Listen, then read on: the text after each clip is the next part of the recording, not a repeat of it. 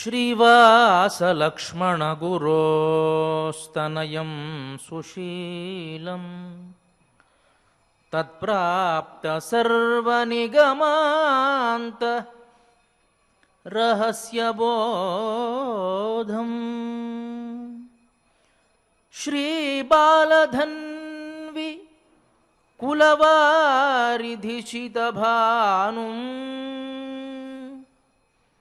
श्रीशैललक्ष्मणगुरुं शिरसा नमामि।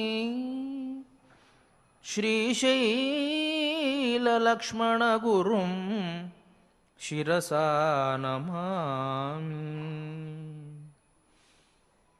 नमस्तस्मै वराहाय लीलयोद्धरते महीं खुरमध्यगतो यस्य मेरुः खणखणायते।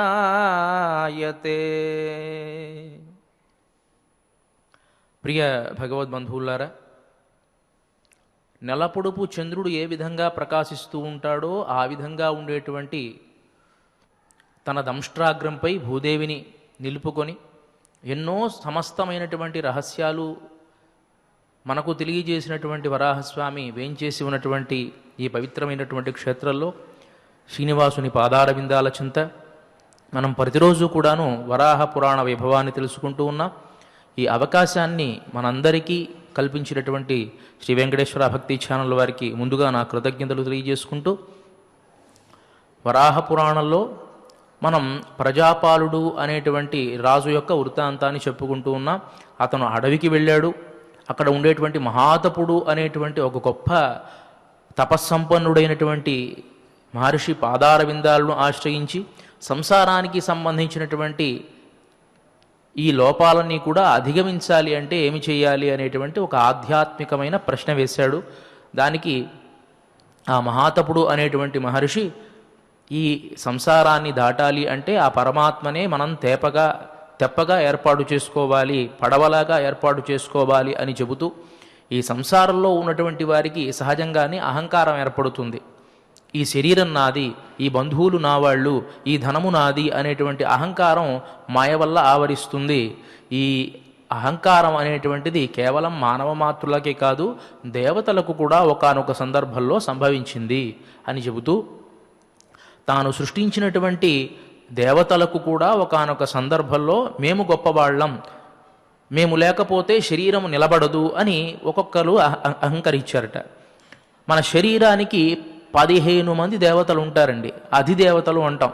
శరీరంలో ఒక్కొక్క అవయవాన్ని లేకపోతే ఒక్కొక్క ప్రాంతాన్ని కాపాడాలి అంటే ఆ దేవతలు ఉంటేనే ఆ ప్రాంతాలు సజావుగా ఉంటాయి.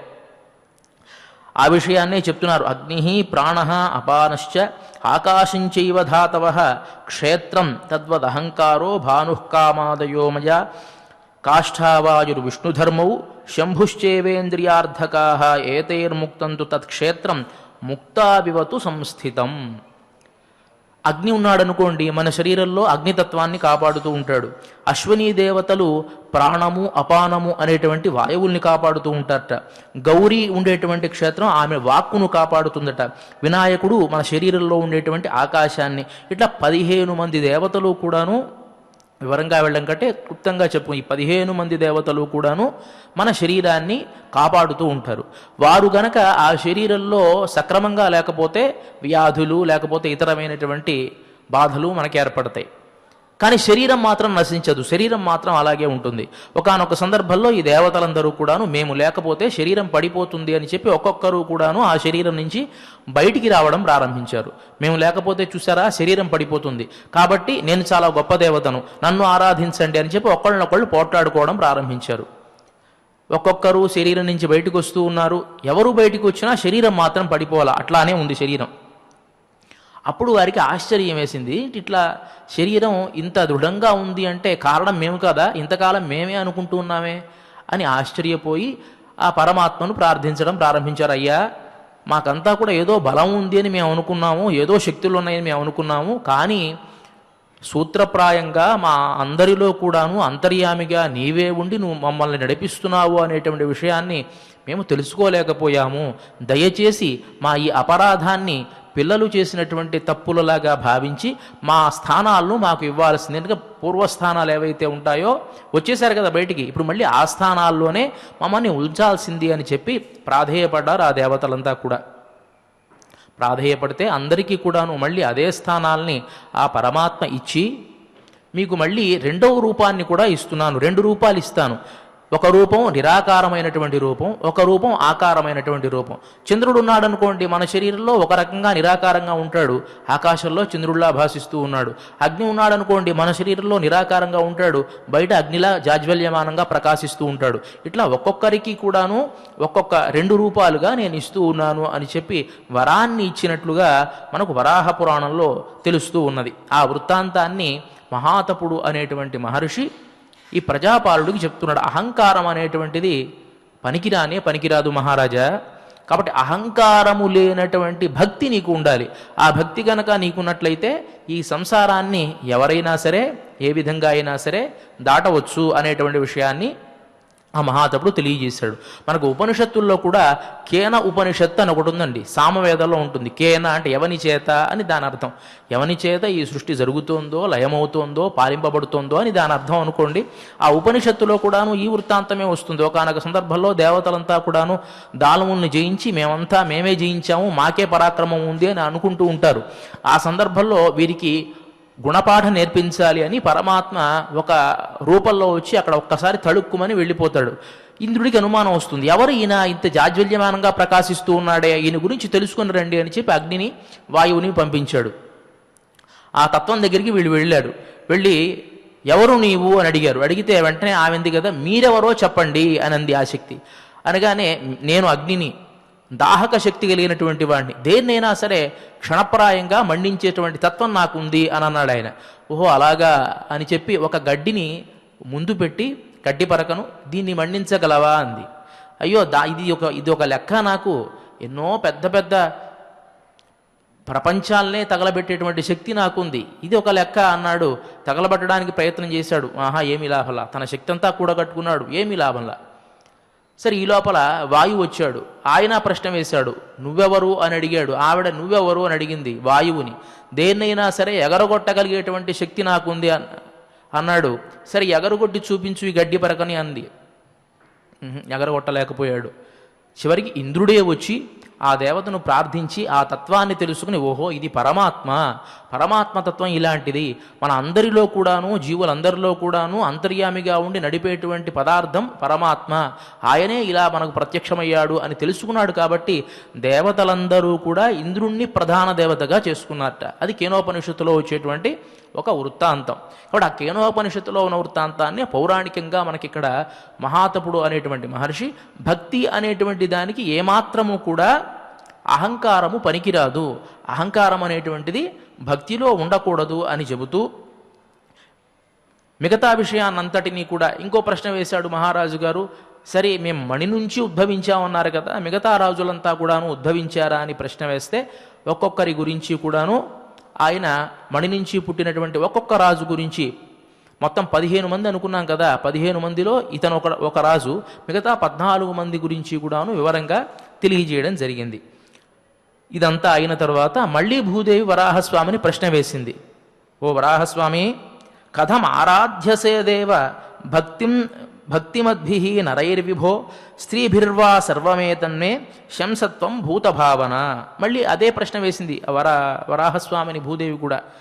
ఓ స్వామి, సర్వప్రాణులకు కూడా భావింపదగినటువంటి వాడివి నీవే కదా, భక్తి కలిగినటువంటి నరులు నిన్ను ఏ విధంగా అర్చన చేస్తారు, ఏ విధంగా నిన్ను పూజిస్తారు అని ప్రశ్న వేసింది.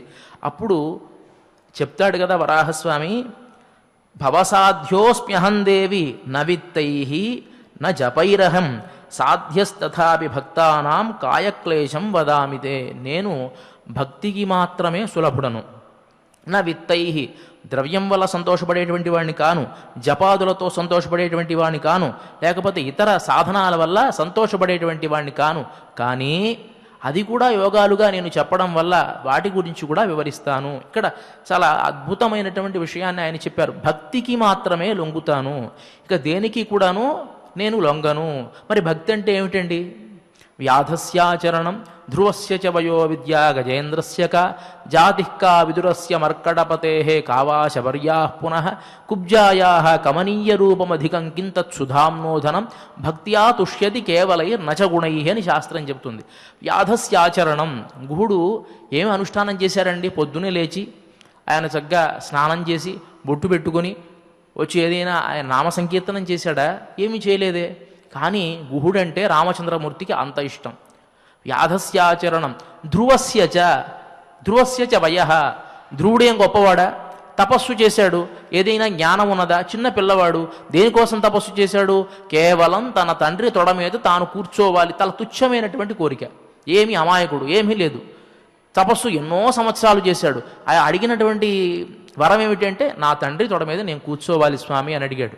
వెంటనే ఆయన ఆనందించి, ఈ తండ్రి తొడ మీద ఏంటయ్యా, ఈ లోకంలో బ్రహ్మ కంటే ఉన్నతమైనటువంటి స్థానాన్ని ధ్రువ పదవి నీకు ఇస్తున్నాను అని చెప్పి ఆ పదవిని ఆయనకి ఇచ్చినటువంటి మహానుభావుడు పరమాత్మ. కాబట్టి ధ్రువస్య చ వయో విద్య గజేంద్రస్య కా, గజేంద్రుడు ఏమైనా వేదాలు చదివాడా? ప్రాణాలు పోయేటువంటి సందర్భంలో ప్రార్థించాడు. ఇట్లా చూసుకుంటే భక్త్యా తుష్యతి కేవలైర్నచ గుణైః, కేవలం భక్తి వల్లే. ఆ భక్తి ఎలా ఉంటుంది? భక్తి యొక్క ఉద్దేశ్యం ఏమిటి? పరమాత్మ తత్వం కూడా ఎవరికి అర్థం కాదండి. వేదాలు చదువుకోమంటాడు, ఉపనిషత్తులు చదువుకోమంటాడు, అనుష్ఠానాన్ని చేయమంటాడు, మళ్ళీ భక్తి కావాలంటాడు. ఆయన తత్వం ఎలా ఉంటుంది అంటే, ఇప్పుడు మనం ఎవరైనా మంచి ధనవంతుడు కానీ పెద్ద రాజకీయ నాయకుడు వచ్చాడు అనుకోండి, ఇక్కడ మనం ఈ ప్రాంగణంలో కూర్చుని ఉన్నాం, రాగానే వెంటనే గబగబా లేచేస్తాం. తొట్టుబాటుతో లేచి, అయ్యా కూర్చోండి, నమస్కారం అండి, బాగున్నారా, మీరు రావడం చాలా అదృష్టం అండి అని మనం కుశల ప్రశ్నలు వేస్తాం. ఎందుకంటే పెద్ద ధనవంతుడు కానీ లేకపోతే పెద్ద రాజకీయ నాయకుడు కానీ అంతే కదా, వాళ్ళు దానికి సంతోషిస్తారు. ఆ వచ్చేటువంటి వాళ్ళు కూడా, ఒకవేళ ఇక్కడ ప్రసంగం జరుగుతోంది, నేను లేవను, వచ్చినా వాడి బాడకు వాడు కూర్చుని వెళ్తాడు అని కనుక అన్నాం అనుకోండి, దాని పర్యవసానాలు వేరేగా ఉంటాయి. కానీ పరమాత్మ ఎలాంటి వాడు తెలుసా అండి? అలా అనుకోట ఆయన మనకంటే పరతత్వమైనటువంటి వాడు, కానీ ఆయన మనలో కలవాలనుకుంటాడు. ఏమిటి? సామాన్యమైనటువంటి వాళ్ళ తనని తాను చూడాలట. మనం కూడా అందరం కూడా ఎలా చూస్తామండి? చూడగలమా? చూడలేం కదా. బ్రహ్మని కూడా సృష్టించినటువంటి వాడు, బ్రహ్మాండానికి ఆవల ఉన్నటువంటి వాడు, ఆయన్ని మనం మనతో సమానంగా చూడాలి అంటే కుదురుతుందా? మనకంటే కేవలం తుచ్చమైనటువంటి ఈ శరీరంలో ఉన్నటువంటి వాళ్ళు, ఐశ్వర్యం ఉన్నటువంటి వాళ్ళు, లేకపోతే ఏదో పదవి ఉన్నటువంటి వాళ్ళనే మనలాగా మనం చూడమే. వాళ్ళది పెద్ద గొప్పవాళ్ళలాగా, వాళ్ళు రాగానే సెల్ఫీలు తీసుకొని వాళ్ళు లేకపోతే మనం బతకనట్టుగా ఉంటామే మనం. అలాంటిది సాక్షాత్తు పరమాత్మ వస్తే ఆయన మనం ఎంత గౌరవించాలి. కానీ ఆయన వద్దంటాడు. ఆయన బ్రహ్మ కృష్ణుణ్ణి ఏదో పరీక్ష చేద్దాం అనేటువంటి ఉద్దేశంతో పరీక్ష చేసి భంగమైన తర్వాత అంటాడు ఒక మాట, ఎలా బ్రహ్మపదంబు వేదములకున్ వీక్షింపగారాని నిన్నీలోకంబున ఈ వనాంతరమున ఈ మందలో కుష్టయం చాలాపాది సమస్త భావములు నీయందే సమర్పించు ఈ వ్రేలందొక్కని పాదరేణువుపై వేష్టించినంచాలదే. ఆయనకు అనిపించిందట, హోర్ నా కర్మగాల, నాకు వేదాలన్నీ ఇచ్చావా, ఈ బ్రహ్మాండాలన్నీ నా అధీనంలో పెట్టావా, వీరినందరినీ నువ్వు సృష్టించాలి అన్నావా, వారికి ఎలాంటి అవకరం లేకుండా చూసుకోవాలి అన్నావా, దేవతలకు ఏదైనా సమస్య వస్తే నీవే తీర్చాలి అన్నావా, ఈ దిక్కుమాలిన భారం అంతా నాపైన పెట్టి ఏదైతే పరమాత్మతత్వం ఉందో దాన్ని ఏమీ లేకుండా అరటిపండు ఒలిచినట్టుగా తీసుకుని వెళ్ళి ఈ గోపబాలందరికీ ఇచ్చావే, వ్రేలందొక్కని పాదధూళిపై వేష్టించినంచాలదే. ఈ వ్రేపల్లో తిరిగేటటువంటి ఆ గోపబాలకులు ఉంటారే, వాళ్ళ కింద పాదరేణువు గనక తల మీద పడితే చాలు, బ్రహ్మ పదవి కంటే చాలా గొప్పది అన్నాడు ఆయన. ఎందువల్ల? బుర్ర చెడిపోవడం తప్ప ఏమీ లేదు. అంటే అలా అని వేదం చదవద్దు అని కాదు దాని ఉద్దేశం. ఏ పరమాత్మ తత్వం అయితే ఉన్నదో దాన్ని చక్కగా తెలుసుకోవాలి, ఆ తత్వం ఎలాంటిదో తెలుసుకోవాలి. చాలా సులభతరంగా ఉన్నాడు ఇక్కడ. ఆయన ఇంకో మాట అంటాడు, నిన్ను హింసించిన పూతనాదులకు నీమేటి సంకేతమిచ్చిన నీకున్ పుర దార పుత్ర గృహ గోస్త్రీ ప్రాణంబులు వంచింపక ఇచ్చు ఈ గోపకులకు లక్షింప ఏమిచ్చదోయని సందేహముతో చుచున్నది ప్రపన్నానీక రక్షామణి. ఓ స్వామి, నేను ముందు పూతన, శకటాసురుడు, లేకపోతే అఘాసురుడు ఇట్లాంటి రాక్షసులందరూ చంపడానికి వచ్చారు. వచ్చినప్పుడు నువ్వేం చేశావు? చంపేసి వాళ్ళకి అందరికీ అందనటువంటి ముక్తినిచ్చావు వాళ్ళకి. నిన్ను హింసించిన పూతనాదులకు, నిన్ను హింసించాలి అని వచ్చినటువంటి పూతనాదులందరికీ కూడాను నీ మేటి సంకేతమిచ్చిన నీతో సమానమైనటువంటి లోకం. ఎవరన్నా ఇబ్బంది పెట్టడానికి వస్తే వాళ్ళని ఏం చేయాలి? నరకానికి పంపించాలి. అలా కాదు, నీతో సమానమైనటువంటి లోకాన్ని ఇచ్చావే, ఏదైనా న్యాయం ఉందా? అంటే పరమాత్మ ఏం చూస్తాటంటే నీ దగ్గర ఏమున్నదో అది ఇస్తావా లేదా అని చూస్తాటండి ఆయన. ఇప్పుడు నా దగ్గర ఒక 100 రూపాయలు ఉంది. సామాన్యంగా మనం ఏం చేస్తామంటే, నా దగ్గర ఒక 100 రూపాయలు ఉంటే చాలా గొప్ప భక్తుడిని అయితే ఒక 10 రూపాయలు ఆయనకి సమర్పించి 90 రూపాయలు నేను వాడుకుంటాను. 100కి 100 రూపాయలు ఇచ్చేద్దాం అనుకున్నాను అనుకోండి, నేను గొప్ప భక్తుడినే కదా, అంతే కదా. సరే, నా దగ్గర డబ్బు లేదు, ఏదో కొంత పదార్థం బెండకాయలో లేకపోతే కూరగాయలో ఉంది, దాంట్లో కొంత భాగాన్ని ఆ దేవుడికి ఇచ్చి మిగతా భాగాన్ని నేను అనుభవించాడు, మామూలు భక్తుడిని, మొత్తం ఆయనకే సమర్పిద్దాం అనుకున్నాను అనుకోండి, గొప్ప భక్తుడిని, అవునా కదా. ఇప్పుడు పరమాత్మను సంహరిద్దాము అని వచ్చినటువంటి పోతనకు కానీ, అఘాసురుడికి కానీ, శకటాసురుడికి కానీ వాళ్ళ దగ్గర ఏముందండి? పాపమే ఉంది. పాపం వాళ్ళ దగ్గర కోపము, పాపం, ఇది తప్ప వాళ్ళ దగ్గర ఏముంటుంది? వాడి దగ్గర ఉన్నదే ఇస్తాడు తప్ప ఎవడ వాళ్ళ దగ్గర ఉన్నది ఇస్తాడు కానీ లేనిది ఇవ్వగలడా? ఒక మూర్ఖుడి దగ్గరికి వెళ్ళి నాకు నువ్వు ప్రేమ, ఆప్యాయత, అనురాగం పంచిపెట్టవయ్యా అంటే వాడి దగ్గర ఏమీ లేదు, ఏమి ఇస్తాడు? వాడిది లేని దాన్ని ఉన్నదాన్ని ఇస్తాడు తప్ప. మరి వీళ్ళ దగ్గర ఏముంది? పోతన దగ్గర ఏముంది? బోళ్ళంత విషం ఉంది. ఏం చేసింది? చక్కగా తాగవయ్యా, విషాన్ని అంతా తాగే. ఆవిడ ఉద్దేశం వేరే, కానీ పరిపూర్ణంగా సమర్పించాలి అనే భావన ఆవిడ దగ్గర ఉంది. ఆయన ఏం చూస్తున్నా అంటే పరిపూర్ణంగా నీ దగ్గర ఉన్నది సమర్పిస్తున్నావు కదా, దానికి మించి నాకేం కావాలని ఆయన ఆలోచిస్తాడు. పరిపూర్ణంగా సమర్పించేటువంటి ఉద్దేశం ఆడుకుంది, పరిపూర్ణంగా ఇస్తుంది అని చూసేటువంటి భావన ఎందుకుంది. కాబట్టి ఏం చేశాడు? ఇంత పరిపూర్ణంగా నీ దగ్గర ఉన్నటువంటి పదార్థాన్ని ఇచ్చావంటే నీకంటే గొప్ప భక్తుడు ఈ ప్రపంచంలో నాకు లేదంటాడు. తీసుకెళ్ళి మోక్షలోకాన్ని ఇచ్చాడు. అఘాసురుడు కానీ ఎవరైనా, ఏ రాక్షసులకైనా సరే నీ దగ్గర ఉన్నదే ఇస్తావు కదా, లేదు నువ్వు ఎట్లా ఇస్తావు? కానీ ఆ ఇచ్చేది కూడా ఆ కొంత విషయం నా దగ్గర పెట్టుకుని ఎవరికైనా ఇద్దాము, మిగతా విషయం వీడు తాగుతాడు అనుకోవాలా. మొత్తం తాగు, నా దగ్గర ఎంత ఉందో అంతా తాగేసేయింది. ఇంకంతా ఇచ్చిన తర్వాత మన దగ్గర ఉన్న సమస్తాన్ని పరమాత్మకి ఇచ్చిన తర్వాత మన దగ్గర ఏమీ లేదు. ఆయన ఏం చూస్తాడు? ఇంత సమస్తాన్ని ఇచ్చాడు కాబట్టి గొప్ప భక్తుడు ఇతను అని మోక్షాన్ని ఇస్తాడు ఆయన. అంటే పరమాత్మ యొక్క భక్తి మన మీద ఆయనకుంటే భక్తి అలాంటిది, మనకున్న భక్తి కంటే కూడా. అంటే ఇది చూస్తాడు ఆయన, నీ దగ్గర ఉన్నదాన్ని సమస్తంగా ఇస్తావా లేదా అని చూస్తాడు ఆయన. కాబట్టి అలాంటి ఆ భక్తి నాకు కావాలి. ఆ భక్తి నాకుంటే నా విత్తై నా జపై అహం సాధ్యస్తథాపి భక్తానాం కాయక్లేశం వదామితే. ఇక మిగతా అంతా కూడాను ఇక జపం కానీ లేకపోతే ఇవన్నీ కూడా కాయక్లేశానికి సంబంధించినవి అయినా కూడా చెప్తాను అని చెప్పి ఆ కాయికమైనటువంటి కర్మ ఎలా ఉంటుంది, మానసికమైన కర్మ ఎలా ఉంటుంది అనే విషయాన్ని వివరిస్తూ ఉన్నారు. భక్తి అనేటువంటి దాని గురించి చెప్తున్నామండి. అది చాలా చమత్కారంగా ఉంటుంది. పరమాత్మ ఎప్పుడు ఎవరిన ఎలా అనుగ్రహిస్తాడో తెలియదు. ఒక కథ ఉందండి. ఒకడు పొద్దున్న లేస్తాడు, తింటాడు, పడుకుంటాడు. వాడి పని అదే, తినడం పడుకోవడం, తినడం పడుకోవడం. ఏ పని చేయడు ఇంట్లో ఏ పని చేయడు. ఇంట్లో వాళ్ళు ఏం చేశారా అంటే చూశారు వీడేదో రాక్షసుడై ఉంటాడు, బాగా తింటున్నాడు, పడుకుంటున్నాడు. ఒక్కొక్క రాక్షసుడు ఒక్కొక్క యుగంలో పుడతాడు కదా, అట్లా వీడు ఏదైనా పుట్టాడేమో మనకి. వీడు తినడం పడుకోవడం తప్ప ఏమీ చేయట్లేదే, వీడి వల్ల మనకేం ప్రయోజనం, వీడిని పంపించేద్దాం అని చెప్పేసి ఇంటి నుంచి గెంటేశారు. అదే ఈ కాలం అనుకోండి, మనం ఏం చేస్తామంటే వెంటనే గిన్నీస్ బుక్ రికార్డుని తీసుకొచ్చి, పాపం మన పిల్లవాడు కదండి, ఏ విధంగా అయినా వాడికి సెలబ్రిటీని చేద్దామని చెప్పి వాడు ఒక కెమెరా పెట్టి వీడు తింటాడు చూడండి, బ్రహ్మాండంగా తింటాడు అని చెప్పి దాంట్లో కూడా ఒక ప్రకటన వేసి వాడిని గొప్పవాడిని చేయడానికి ప్రయత్నం చేస్తాం మనం. మన దగ్గర అంత తెలివితేటలు ఉన్నాయి. పూర్వకాలంలో అంత తెలివితేటలు లేవు, వాళ్ళకి ఇంత మీడియా కూడా లేదు. అందుకని ఏం చేయాలో అర్థం కాలేదు. ఇలాంటి రాక్షసుని పెట్టుకుని మనం ఎక్కడ మెంపుతాం, వీడు వద్దు అని చెప్పేసి పంపించేశారు వాడిని. సరే వెళుతూ ఉన్నాడు. ఒక సన్యాసి మఠం కనిపించింది. బోళ్ళంతమంది జనం వెళుతూ ఉన్నారు. ఆ సన్యాసి దగ్గరికి వెళుతూ ఉన్నారు, నమస్కారం చేసుకుంటూ ఉన్నారు, వాళ్ళ ధర్మ సందేహాలు తీర్చుకుంటూ ఉన్నారు. వీడి దృష్టి నేరుగా వెళ్ళి ఆ సన్యాసి మీద పడింది. ఆయన బాగా పుష్టిగా ఉన్నాడు. వీడు అనుకున్నాడు కదా, వీడు కూడా నాలాగే తిని చక్కగా పడుకునే రకల్లా ఉన్నాడు, బాగా పుష్టిగా ఉన్నాడు, వీడిని గనక ఆశ్రయిస్తే మనని జాగ్రత్తగా చూసుకుంటాడు, మనం కూడా ఈ మఠంలో ఉండిపోతే బాగుంటుంది అనుకున్నాడు. వెళ్ళాడు. ఆ భక్తులంతా వెళ్ళిపోయిన తర్వాత ఏకాంతంగా వెళ్ళి, అయ్యా సన్యాసి గారు, నాకు ఈ మఠంలో ఉండడానికి కొంచెం చోటిస్తారా అని అడిగాడు. వెంటనే ఆయన నుండి, అయ్యో దానికేమి, ఉండడానికి ఇబ్బంది లేదు, ఉండొచ్చు అంటే మన వైపు కాదండి, ఉత్తరాది అనుకోవాలి. ఎందుకంటే ఆ సన్యాసి మఠాలు, పోషించే మఠాలు ఉత్తరాదిలో ఇప్పటికే ఉన్నాయి. కేవలం 3 పూట్ల తిండి పెడతారు వాళ్ళకి. ఇక్కడ మనకి ఇంకా అలాంటి అవకాశాలు రాలా. మామూలుగా పెడతాం తప్ప అలా మేపడం అనేది మనకి ఇక్కడ రాలా. ఇంకా దక్షిణాదిలో ఉత్తరాది మహంత్ అన్నమాట. ఆయన. వెళ్ళి అడిగితే సరే ఉండమని చెప్పాడు.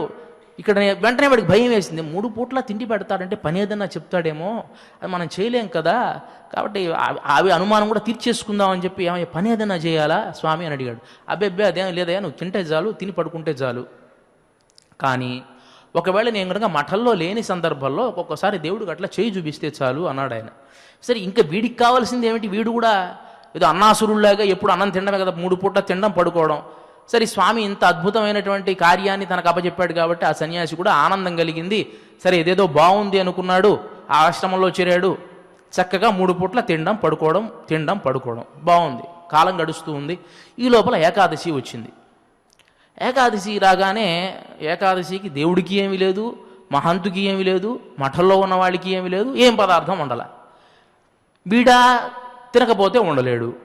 వీడికి అనుమానం వచ్చింది, ఏమిటి ఇవాళ ఏం వండలేదే, 3 పూట్ల పెడతా అన్నవారు ఇవాళ ఒక పూట కూడా పెట్టలేదే అని చెప్పి గురువు దగ్గరికి వెళ్ళి అడిగాడు, స్వామి ఏదో ఆ 3 పూట్ల అన్నం పెడతారంటే ఉన్నాను నేనేదో, అలాంటిది ఏమీ లేకుండా చేశారు ఇవాళ అన్నాడు. నాయన ఇవాళ తిథిని ఏకాదశి అంటారు, చాలా పుణ్యమైనటువంటి తిథి, ఈరోజు ఒక్కరోజు ఉపవాసం ఉండాలి ఆయన అన్నాడు.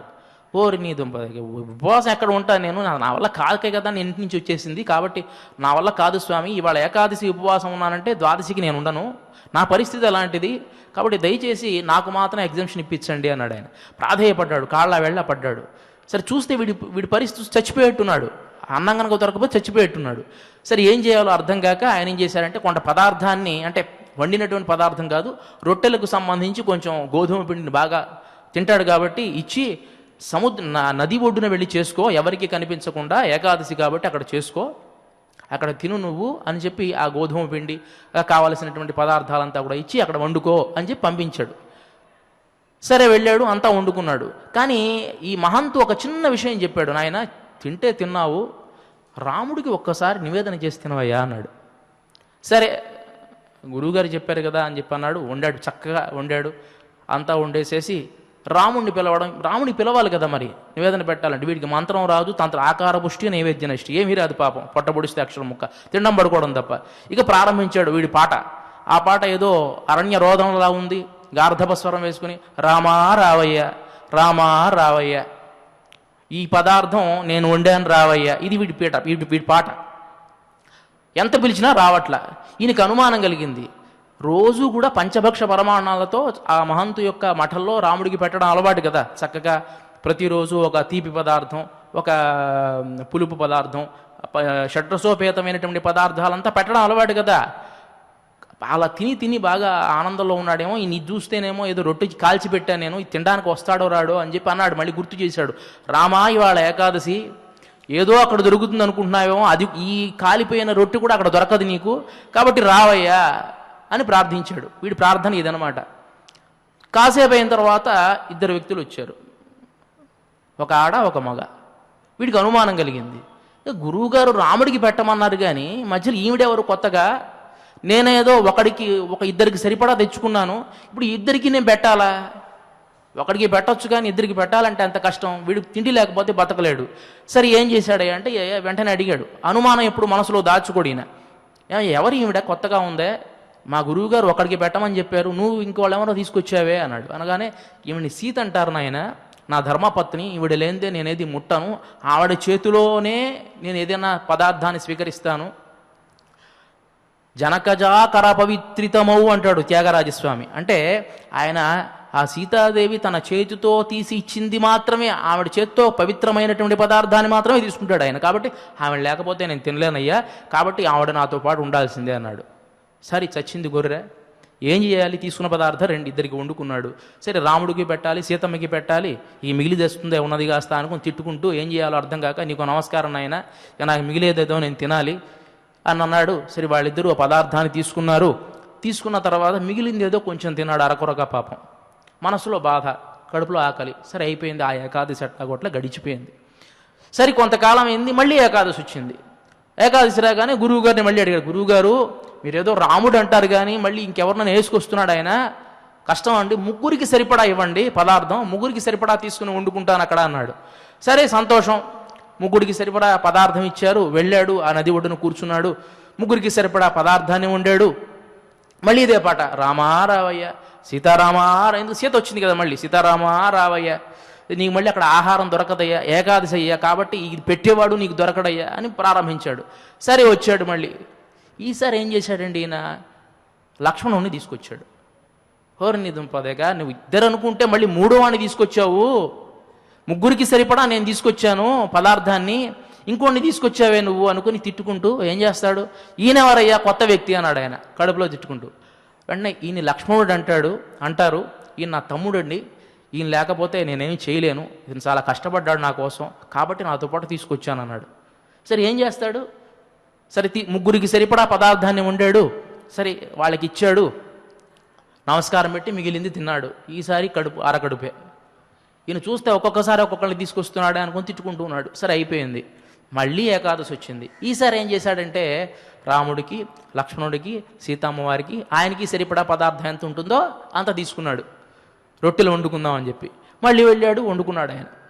వండుకున్న తర్వాత ఈసారి ప్రారంభించాడు, రామా రావయ్య, సీతారామా రావయ్య, లక్ష్మణ సమేత రామా రావయ్య అన్నాడు. ఈసారి ఏం చేశాడు ఈయన, ఆంజనేయ స్వామిని తీసుకొచ్చాడు. నేను ఎన్నిసార్లు ఒక్కొక్కటి నాకు పెరుగుతూనే నాకు మిగిలేదు మాత్రం, నాకు ఏదైనా కడుపు నిండా ఏకాదశి రోజు తిందామంటే తినేవట్లేదు అయినా అని అనుకున్నాడు. సరే ఏం చేస్తాడు, తిట్టుకుంటూ ఈయనెవరయ్యా కొత్తగా, తాదూర సందు లేదు మెడకో డోలు అన్నట్టుగా మన ఈయనెవరు కొత్తగా అన్నాడు. ఈయన ఆంజనేయుడు అంటాడు, ఈయన వల్లే మేమంతా సుఖంగా ఉన్నాము, ఈయన ఒకప్పుడు లంకకు వెళ్ళి నా భార్య, ఇదంతా సోది నాకెందుకు కానీ మొత్తానికి ఈయనకు కూడా పెట్టాలి, సరే కానీ అని చెప్పి పెట్టాడు. అందరూ పదార్థం అంతా తీసుకున్నారు. ఈసారి ఈయనకు అనుమానం వేసింది, ఈ లాభం లేదు, ఏదన్నా సరే అనుమానం ఉండకుండా మనం పని చేసుకోవాలి అని చెప్పి ఈసారి మనం పకడ్బందీగా ఒక వ్యూహం ప్రకారం వెళ్ళాలని చెప్పి అడిగాడు. స్వామి ఈసారి ఎంతమంది వస్తారు చెబితే దానికి సరిగట్టుగా నేను పదార్థం తీసుకొచ్చుకుంటాను అన్నాడు ఈయన. ఎందుకంటే కడుపు నిండా తిన్న అలవాటు కదా ఈయనకి.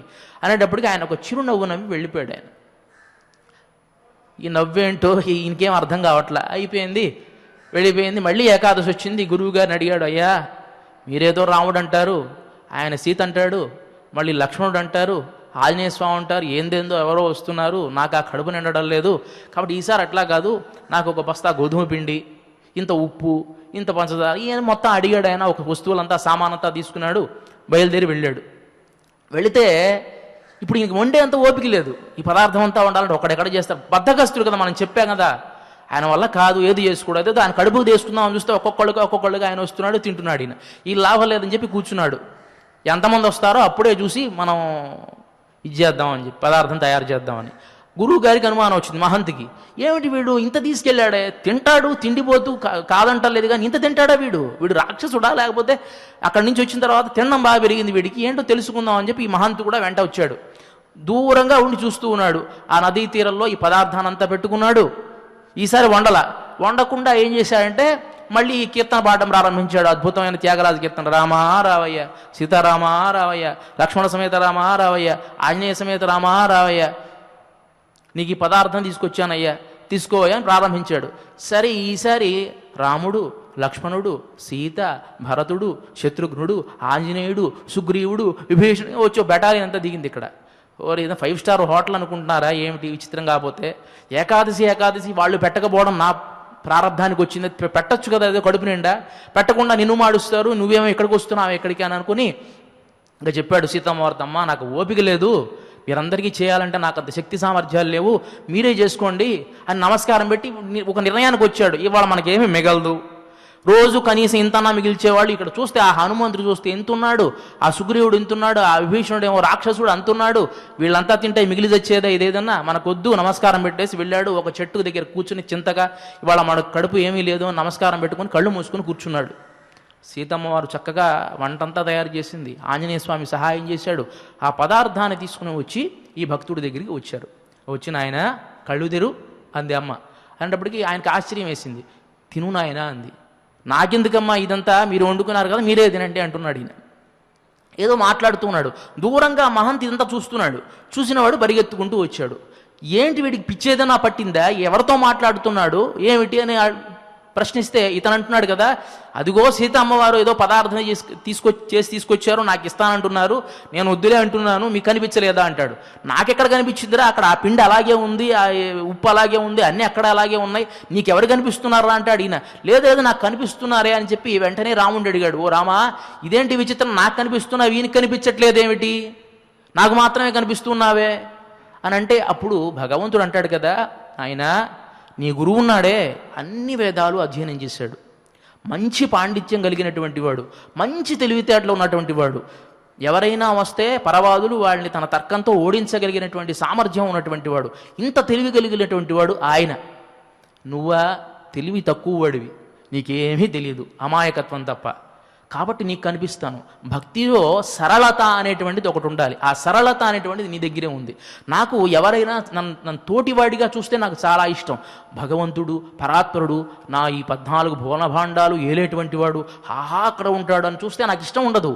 నాలో తనతో తను కలుపుకుని ఉండేటువంటి భక్తుడు కనుక నాకు దొరికితే చాలా ఇష్టం. అది నీ దగ్గర ఉంది, మొహమాటం లేదు. వంట చేసుకోవయ్యా అన్నావు, చేసుకున్నావు, తింటున్నావు, తిట్టుకుంటూ పెడుతున్నావు, పర్వాలా మాకు ప్రేమ, కానీ నువ్వు పెట్టేది త్రికరణ శుద్ధిగా పెడుతున్నావయ్యా అని చెప్పి ఆలింగనం చేసుకున్నట్ట. కాబట్టి భక్తి ఎలా ఉంటుంది, పరమాత్మ ఆశించేటువంటి భక్తి ఎలా ఉంటుంది అనేది మనకు తెలియదు అని చెబుతూ వరాహస్వామి భక్తి యొక్క ఆ గొప్పతనాన్ని ఆవిష్కరింపజేస్తూ ఇక మానసికమైనటువంటి కర్మ, కాయికమైనటువంటి కర్మ ఎలా ఉంటుంది అనే విషయాన్ని తెలియజేస్తూ ఉన్నారు.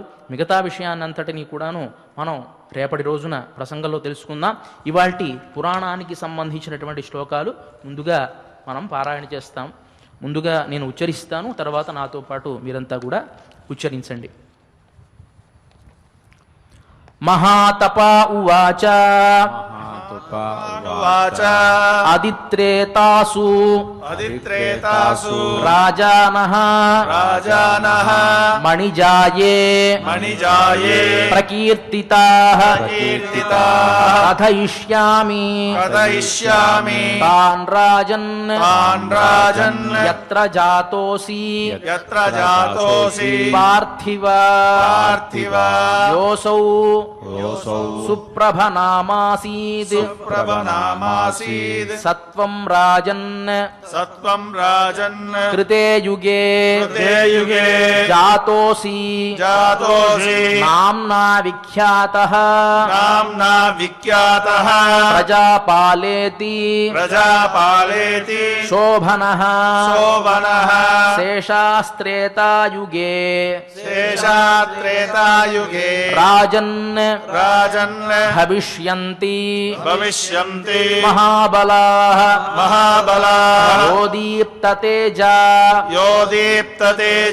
మణిజః సశంతేతి ప్రకీర్తితః సురశ్మిః భవితా రాజా శశకర్ణో మహాబలః శుభదర్శనః పాంచాలః భవిష్యతి నరాధిపః సుశాంతిః అంగవంశే వై సుందరోపి అంగ ఇత్యుత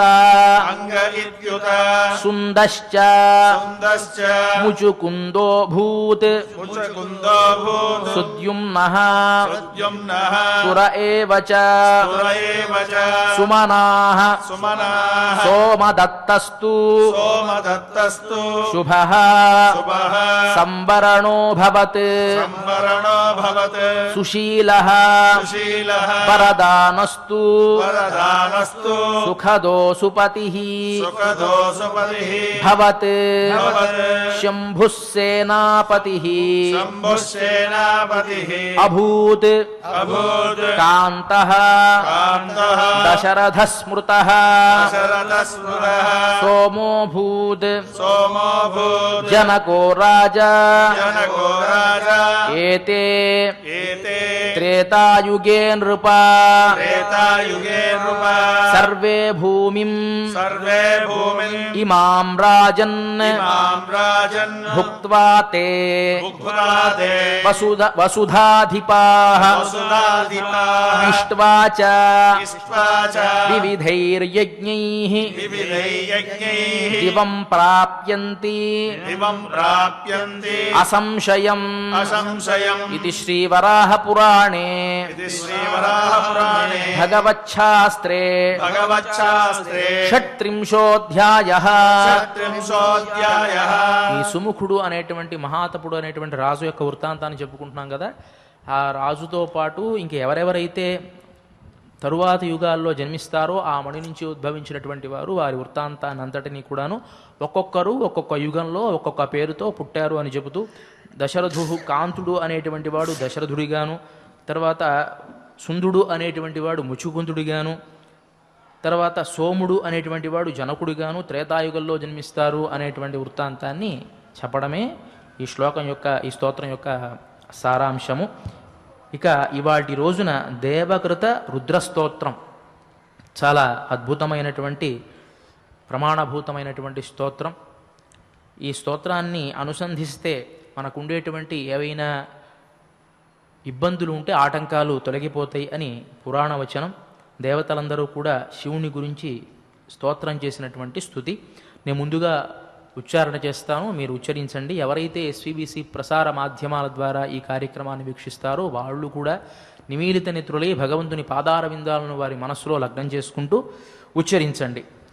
నమో దేవాదిదేవాయ నమో దేవాదిదేవాయ త్రినేత్రాయ మహాత్మనే త్రినేత్రాయ మహాత్మనే రక్తపింగళ నేత్రాయ రక్తపింగళ నేత్రాయ జటామకుటధారిణే జటామకుటధారిణే భూతభేతాళ జుష్టాయ భూతభేతాళ జుష్టాయ మహాభోగోపవీతినే మహాభోగోపవీతినే భీమాట్టహాస వక్త్రాయ భీమాట్టహాస వక్త్రాయ కపర్దిన్ స్థానవే నమః కపర్దిన్ స్థానవే నమః ఊష్ణో దంత వినాశాయ ఊష్ణో దంత వినాశాయ భగనేత్రహనే నమః భగనేత్రహనే నమః భవిష్యవృష చిహ్నాయ భవిష్యవృష చిహ్నాయ మహాభూతపతే నమః మహాభూతపతే నమః భవిష్యతి పురాంతాయ భవిష్యతి పురాంతాయ తథాంధక వినాశినే తథాంధక వినాశినే కైలాసవరవాసాయ కైలాసవరవాసాయ కరికృత్తి వినాశినే పరివృత్తి వినాశినే వికరాళోర్ధ్వకేశాయ వికరాళోర్ధ్వకేశాయ భైరవాయ నమో నమః భైరవాయ నమో నమః అగ్నిజ్వాలాకరాళాయ అగ్నిజ్వాలాకరాళాయ